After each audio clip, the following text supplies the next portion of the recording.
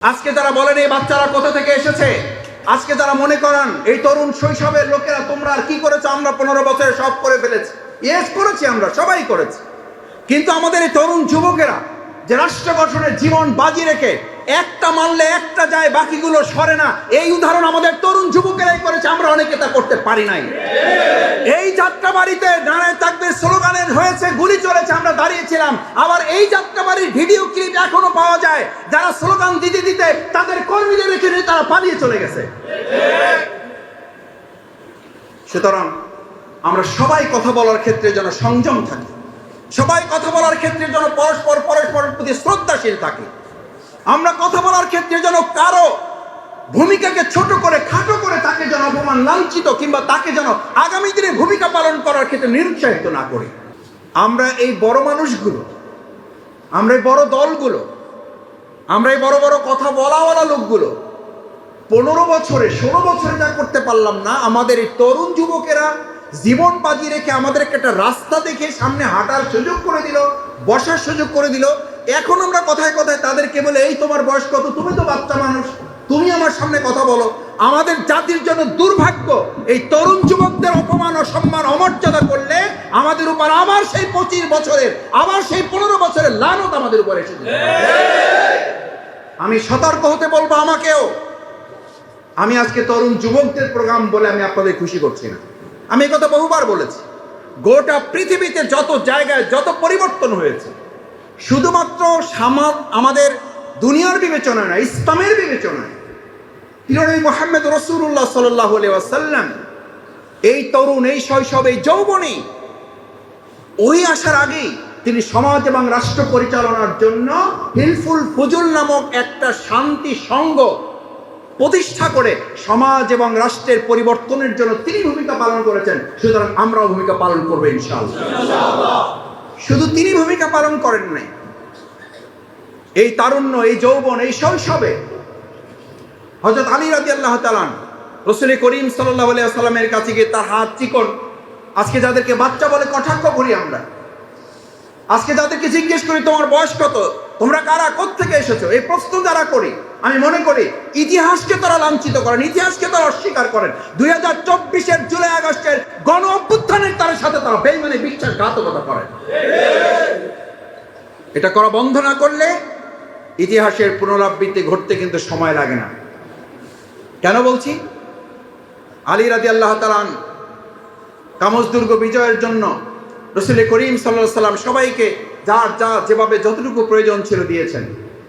আলী রাদিয়াল্লাহু তাআলা বয়সে ছোট, তার হাতটা একটু চিকন, পাটা একটু চিকন, কিন্তু তিনিও তো রাসূল করিম সাল্লাল্লাহু আলাইহি ওয়াসাল্লামের কাছে এসে বললেন, ইয়া রাসূলুল্লাহ, আমার যা অবস্থান এর আলোকে ইসলামের জন্য ভূমিকা পালন করার দায়িত্ব আমার উপরে আছে, আমি পালন করতে চাই, যা আছে তাই দিন আমাকে, তাই দিন আমাকে, আমি তাই দিয়ে ভূমিকা পালন করতে চাই। সম্মানিত ভাই এবং বন্ধুগণ, তরুণ যুবক শিক্ষার্থী ভাইয়েরা, আমাদেরকে এটা মাথায় রাখতে হবে, সেই আলী রাদিয়াল্লাহু তাআলা আজকে তারুণ্যের, যৌবনের এই যারা ভূমিকা আমরা 24-এ পালন করেছি, আমাদেরকে এটা প্রথমে মাথায় রাখতে হবে যে ভূমিকা পালন করার শক্তি, সাহস, হিম্মত, বলিষ্ঠতা কোথা থেকে, কে কিভাবে আমাকে দিয়েছে, আমি কিভাবে পেরেছি এটা। আমাকে এটা যদি মাথায় না রাখি, তাহলে আজকে যারা আমাকে বাচ্চা, আজকে যারা আমাকে ছোট ছেলে, আজকে যারা কোত্থেকে এসেছি, তুমি কে, এই পরিচয় যারা জানতে চায়, আমার প্রতিও আমি যেন অবিচার করে না ফেলি যে আমার এই শক্তি, সাহস, হিম্মত, বলিষ্ঠতাটা কোথায় পেয়েছি, তার উৎস সম্পর্কে আমাকেও জানতে হবে। এটা আমাকে কে দিয়েছেন? আল্লাহ। কে দিয়েছেন? আল্লাহ। আলী রাদিয়াল্লাহু তাআলা যুদ্ধে গিয়েছেন, কামজ দুর্গ বিজয় হয়েছে, শত্রু বাহিনীকে পরাজিত করা হয়েছে। যেমন 2024-এর জুলাই আগস্টে আমাদের তরুণেরা, যুবকেরা উই ওয়ান্ট জাস্টিস, নারায়ে তাকবীর, আল্লাহু আকবার স্লোগান দিয়ে আমাদের সেই পরাজিত শক্তিকে পরাজিত করেছে। সেই শক্তি আমাদের উৎস, আধার আল্লাহ সুবহানাহু তাআলা।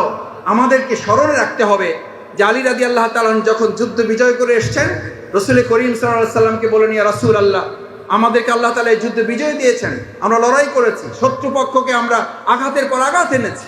বলেন তোমার কাছে তো কিছুই ছিল না। বলছি, ইয়া রাসূলুল্লাহ, যা সামান্য কিছু ছিল, একটা খাজুরের ঢগা ছিল, ওটা দিয়ে আমি আঘাত এনেছি, ওটা দিয়ে শত্রুপক্ষকে আমি ঘায়েল করার চেষ্টা করেছি।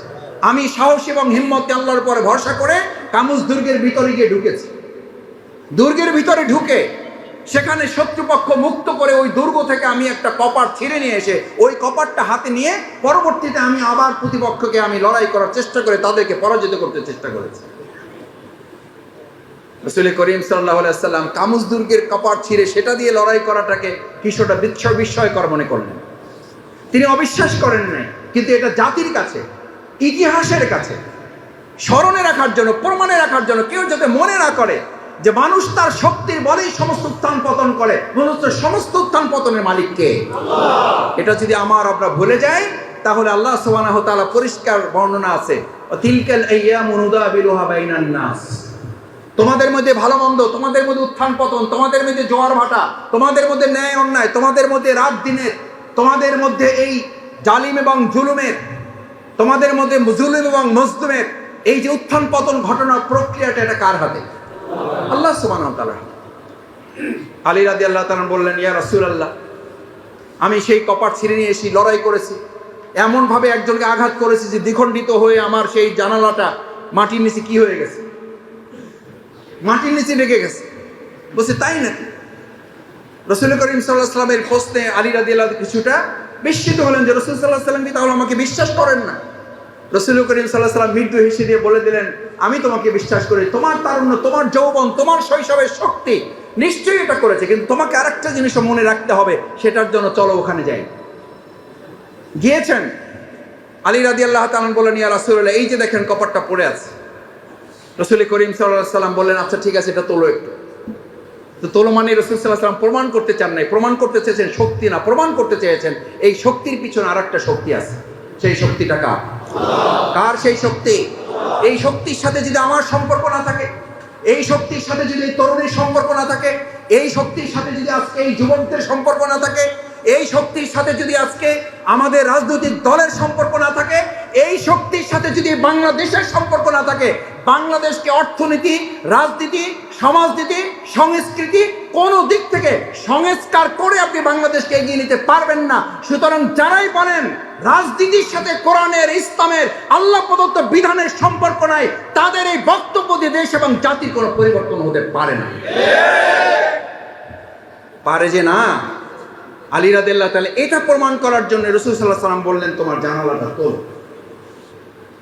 আজকে যারা বলেন রাজনীতির সাথে কোরআনের সম্পর্ক নাই, আজকে যারা বলেন এই বাচ্চারা কোথা থেকে এসেছে, আজকে যারা মনে করেন এই তরুণ শৈশবের লোকেরা তোমরা আর কি করেছো, আমরা 15 বছরে সব করে ফেলেছি, ইয়েস করেছি, আমরা সবাই করেছি, কিন্তু আমাদের এই তরুণ যুবকেরা যে রাষ্ট্র গঠনের জীবন বাজি রেখে একটা মানলে একটা যায়, বাকিগুলো সরে না, এই উদাহরণ আমাদের তরুণ যুবকেরাই করেছে, আমরা অনেকে তা করতে পারি নাই। এই যাত্রাবাড়িতে নারায়ে তাকবীর স্লোগানের হয়েছে, গুলি চলেছে, আমরা দাঁড়িয়েছিলাম, আবার এই যাত্রাবাড়ির ভিডিও ক্লিপ এখনো পাওয়া যায়, যারা স্লোগান দিতে দিতে তাদের কর্মীদের রেখে নিয়ে তারা পালিয়ে চলে গেছে। সুতরাং আমরা সবাই কথা বলার ক্ষেত্রে যেন সংযম থাকি, সবাই কথা বলার ক্ষেত্রে যেন পরস্পরের প্রতি শ্রদ্ধাশীল থাকি, আমরা কথা বলার ক্ষেত্রে যেন কারো ভূমিকাকে ছোট করে, খাটো করে তাকে যেন অপমান, লাঞ্ছিত কিংবা তাকে যেন আগামী দিনে ভূমিকা পালন করার ক্ষেত্রে নিরুৎসাহিত না করি। রাসূল করিম সাল্লাল্লাহু আলাইহি ওয়াসাল্লাম আলী রাদিয়াল্লাহু তাআলা আনহুকে বললেন, উঠাও। আলী রাদিয়াল্লাহু তাআলা ভাবলেন, যেটা দিয়ে যুদ্ধ করছি, যেটা দিয়ে লড়াই করলাম, সেটা তুলতে তো আমার 2 হাত লাগার কথা না, 1 হাতই যথেষ্ট। 1 হাত দিয়ে নাড়াচাড়া করার চেষ্টা করলেন, নাড়াতে পারলেন না, কিছুটা লজ্জিত হলেন। রাসূল করিম সাল্লাল্লাহু আলাইহি ওয়াসাল্লাম তো কাউকে ছোট করার জন্য তিনি পরিকল্পনা করতে পারেন না, এটা রাসূল করিম সাল্লাল্লাহু আলাইহি ওয়াসাল্লামের সুন্নাহ। এই সুন্নাহ আমাদের রাজনীতিবিদদের মাথায় রাখতে হবে, এই সুন্নাহ আমাদের অভিভাবকদের মাথায় রাখতে হবে, এই সুন্নাহ আমাদের শিক্ষক হিসেবে মাথায় রাখতে হবে, এই সুন্নাহ আমাদের মুরব্বীদের মাথায় রাখতে হবে, বাবারা মাথায় রাখতে হবে যে সন্তানকে ছোট করে বাবা কখনো বড় হতে পারেন না। রাসূল করিম সাল্লাল্লাহু আলাইহি ওয়াসাল্লাম মৃদু হেসে দিয়ে বললেন, কোনো অসুবিধা নাই, তুমি 2 হাত দিয়ে চেষ্টা করো। কারণ জানেন, রাসূল করিম সাল্লাল্লাহু আলাইহি ওয়াসাল্লাম জানেন যে 2 হাত দিয়ে চেষ্টা করো সেটা তুলতে পারবে না। বললেন, তুমি 2 হাত দিয়ে চেষ্টা করো। 2 হাত দিয়ে চেষ্টা করেছে, তুলতে পারলেন না।